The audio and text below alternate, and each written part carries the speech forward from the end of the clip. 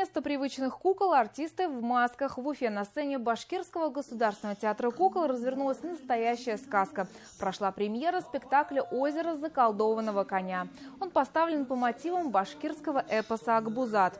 В основу сюжета легла борьба главного героя Хаубана за счастье и стремление к справедливости.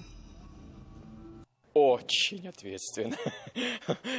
Реально очень ответственно, потому что эта роль Хаубана, она практически во всех сценах идет. И я работаю от начала до конца, и поэтому здесь прям работа проводилась прям колоссальная.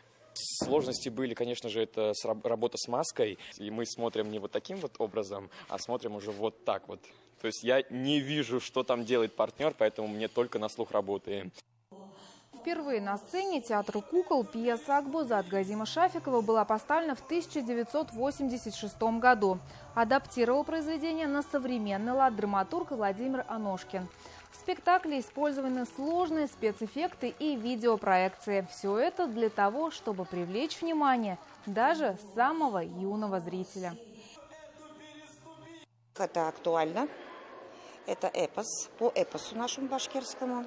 А так как мы живем в Башкирии, что и хотелось бы поставить сегодня, чтобы и наши зрители, которые приходят, которые, может быть, никогда не соприкасались с эпосом, и, может, даже не знают, что это такое существует, вдруг открыли для себя вот этот мир.